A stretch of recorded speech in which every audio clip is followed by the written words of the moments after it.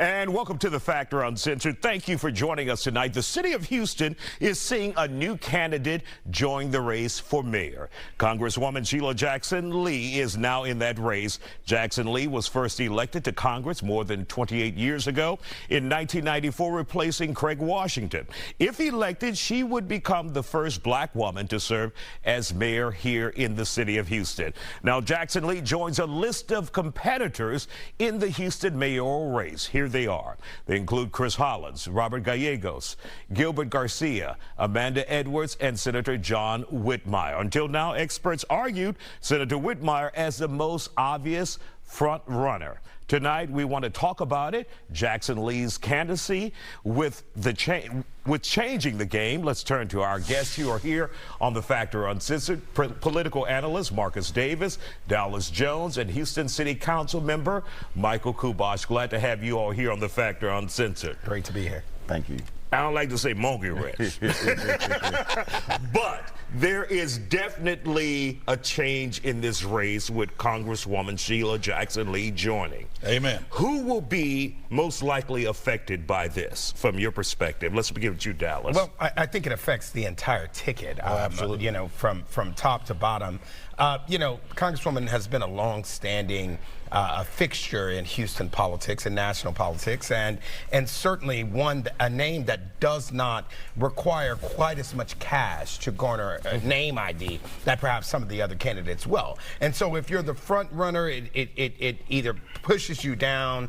If you're one of the people of color in this race, it certainly cuts into that part of the electorate and your path to your viable path to victory. And so it literally throws the entire thing into a frenzy, which is why we're sitting here talking about it today. Exactly. Now, Marcus, Senator John Whitmire, in your opinion, was that the person to lose in this race?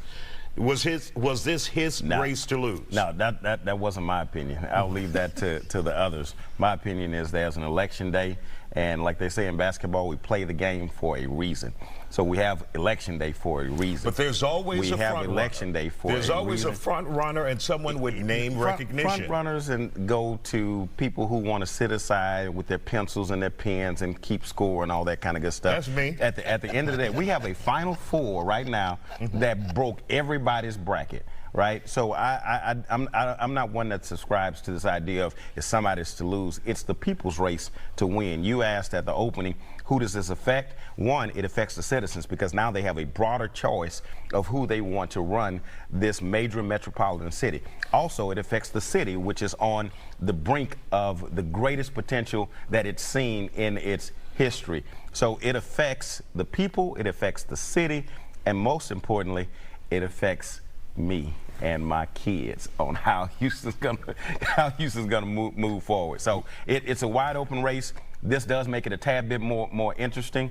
And now, you know, the city needs a depth of leadership. Now they have a depth in this race, and they got to make a decision. All right, Councilmember Kubosh, your thoughts about this? Well, race? This is exciting times. When I heard that she'd gotten in the race, I said, "Wow!"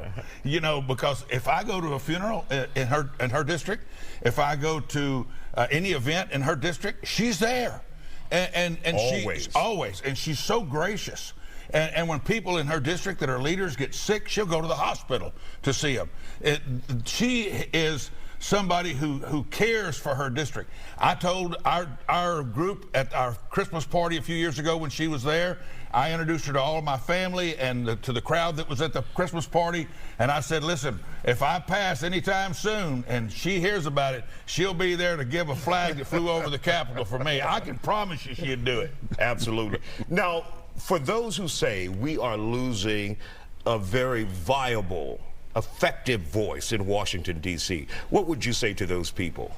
Well, I would say that for more than 30 years, as I mentioned, the Congresswoman has been a voice for Houston, for this reach in Congress. And political winds ebb and flow. I mean, we've seen the blueprint for this type of run here recently in Los Angeles, where longtime Congresswoman Karen Bass decided that she wanted to go home and run her city. And so she did. She ran a very tough race against a very well-funded white male opponent, and it came down to the wire, and Congresswoman Bass is now Mayor Bass of LA. And so there's some precedent for this. We understand that there'll be a number of issues that'll play really big in this election, crime being one of them. You know, and I think the Congresswoman will have to look at her record on these issues, look at what she's done in Congress, and I think that's something that she's going to bring to the race and that she's going to lean on in terms of the other people in the race. It's like, here's what I've done. And so it's again, I think I haven't seen the Houston political scene so excited. My phones have been ringing off the wall today. Friends from around the country have gone, you know, what's going on in Houston? Which is an important point, the friends from around the country, because what she's bringing to this race is national recognition. You know, the rest of the candidates, they are local candidates, right? But Congresswoman Jackson-Lee has a national presence, which gives her a different vantage point. But to your question before about, you guys, we lose you guys. One of the things I'm hearing from the average person is why, and they see this as a step down from Congress to mayor. So, you know, for people who use that as a step up, step down, serving the people is serving the people. There are no steps in up or down in serving the people. If you're a servant of the people, then that's what you are, whether it is in the city, whether it's in the state, or whether it's in Washington, D.C. As to the question about whether or not we're losing a voice in D.C., I think if Congresswoman Lee were to become mayor, we would be gaining a voice that has Washington familiarity, that has Washington relationships, Washington connections, and Washington know-how, which can bode well for a city in particular times. So I don't know that we're losing a voice in Washington. I think we're gaining a voice. We will be gaining a voice in Houston that could echo to D.C. And remember, she doesn't have to resign to run. Neither did Senator Whitmire. So both of them are able to run without resigning their seat. Important point. Only if they're elected would they then have to resign once they're sworn in. Absolutely. Thank you, gentlemen, for joining us here on The Factor. Don't lose Still us. ahead. That's Marcus Davis. I can't take him anywhere. He's been on What's Your Point too long.